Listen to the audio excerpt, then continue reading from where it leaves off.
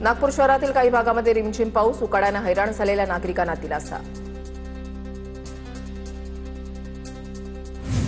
भंडाऱ्यामध्ये पावसाची रिपरिप, उकाड्यापासून नागरिकांना दिलासा, तर कापणी केलेल्या धान पिकांचं नुकसान होण्याची शक्यता।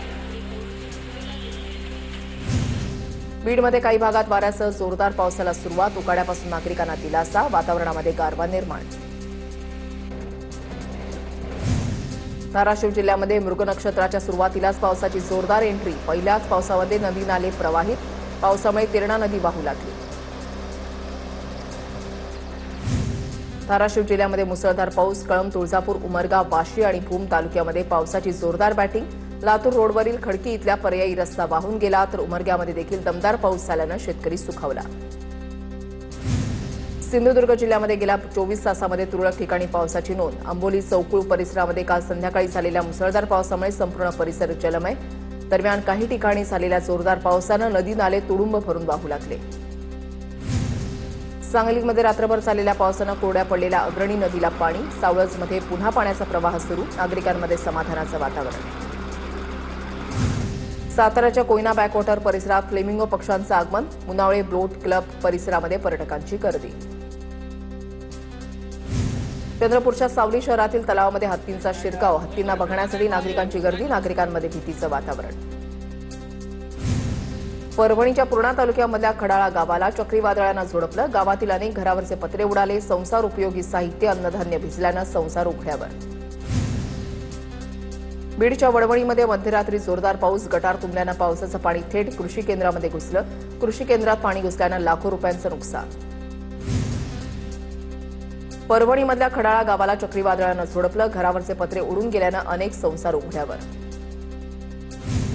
जळगावच्या यावल तालुक्यामध्ये उद्ध्वस्त केळी बागांमुळे प्रचंड नुकसान, वादळी वाऱ्यानं पूर्व पश्चिम भागामध्ये झाडं उन्मळली, आमदार अमोल जावळे यांच्याकडून प्रशासनाला पंचनाम्याचे निर्देश। नाशिकच्या येवला तालुक्यामध्ये वादळी वाऱ्यासह जोरदार पाऊस, पावसानं कांदा चाळ आणि दोडक्याच्या बागेचं नुकसान, बाळासाहेब शेळकेंच्या कांदा चाळीचे पत्रे उडाल्यानं साठवलेला कांदा भिजला। दापोली तालुक्यामधल्या मुरुड किनाऱ्यावर पर्यटकांची धोकादायक स्टंटबाजी, प्रशासनानं तातडीनं कारवाई करण्याची मागणी, किनाऱ्यावर स्टंटबाजी करतानाचा व्हिडिओ व्हायरल। हिंगोली जिल्ह्यामध्ये खरीप हंगामासाठी मशागतीची कामं पूर्ण, शेतकऱ्यांना मान्सूनच्या पावसाची प्रतीक्षा, पाणी उपलब्ध असलेल्या शेतकऱ्यांकडून पेरणीआधी तुषार सिंचनाचा वापर। अहिल्यानगरच्या निप्ती बाजार समितीमध्ये कांद्याचा लिलाव सुरू, चांगल्या दर्जाच्या कांद्याला 1700 रुपये दर, एका लिलावासाठी 70,000 कांदा गोण्यांची आवक। नागपुरात पेरणीचा हंगाम जवळ येत असल्यामुळे शेतकऱ्यांची बियाणं घेण्यासाठी लगबग, कृषी सेवा केंद्रांवर शेतकऱ्यांची गर्दी। नांदेडच्या भोकरमध्ये बनावट आणि भेसळयुक्त खताचा साठा जप्त, भोकर पोलीस आणि कृषी विभागाची मोठी कारवाई, मुख्य आरोपीच्या विरोधात गुन्हा दाखल। नंदुरबार जिल्ह्यामध्ये कापूस लागवडीला सुरुवात, यंदा कापसाचं लागवड क्षेत्र 7,000 हेक्टरनं घटलं। सोलापूर एपीएमसीमध्ये कांदा उत्पादक शेतकऱ्यांची आर्थिक लूट, कांद्याला केवळ 3 ते 4 रुपये किलोचा भाव दिल्यानं शेतकरी आक्रमक, शेतकऱ्याची कृषी मंत्र्यांकडे तक्रार। साताऱ्याच्या कराडमध्ये जिल्हा परिषदेच्या 300 पैकी 200 शाळा सेमी इंग्रजी होणार, ग्रामीण भागातील विद्यार्थ्यांनाही दर्जेदार आणि स्पर्धात्मक शिक्षण मिळणार। नंदुरबार जिल्ह्यातील सातपुड्याच्या अतिदुर्गम भागामध्ये आता ड्रोनद्वारे पोहोचणार औषधं आणि लस, दडगाव तालुक्यामध्ये ड्रोनद्वारे औषध वितरणाची दुसरी चाचणी यशस्वी, वेलखेडी ते हिंगला पाणी या 4 किलोमीटर अंतरावर ड्रोननं पोहोचवली अत्यावश्यक औषधं।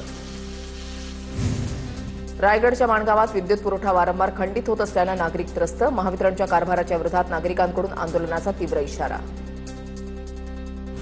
नाशिकच्या मालेगावमधील कोळाणी परिसरामध्ये ग्रामस्थांचं बेमुदत उपोषण, परिसरात अखंडित वीज पुरवठा सुरू करण्याची मागणी, बिबट्याची दहशत पसरल्यानं पिंजरा लावण्याची वन विभागाकडे मागणी। सोलापूरच्या माढ्यातील काही शेतकऱ्यांचं शक्तीपीठ महामार्गाला समर्थन, शक्तीपीठ महामार्गाला जमिनी देण्यास अरण गावातील शेतकऱ्यांची सहमती, बाजारभावाप्रमाणे शासनाने 5 पट भाव दिल्यास शेतकरी जमिनी देण्यास तयार। सोलापूरच्या करमाळ्यामध्ये तहसील कार्यालयावर शरद पवारांच्या राष्ट्रवादीचा हलगी मोर्चा, शेतकऱ्यांच्या वीज प्रश्नावरून आमदार नारायण पाटील आक्रमक। तुळजाभवानी मंदिरात 5 बोगस पुजारी विशेष पथकाच्या ताब्यात, 2 दिवसामध्ये 5 बोगस पुजाऱ्यांवर कारवाई, नियमानुसार कारवाई होणार, मंदिर प्रशासनाची माहिती। नागपुरात नातवाकडून आजीच्या दागिन्यांची चोरी, मैत्रिणीवर खर्च करण्यासाठी आणि बुलेट खरेदी करण्यासाठी चोरी केल्याची घटना, पोलिसांकडून चोरीचा उलगडा, नातवाकडून 1,93,000 रुपयांचा मुद्देमाल जप्त।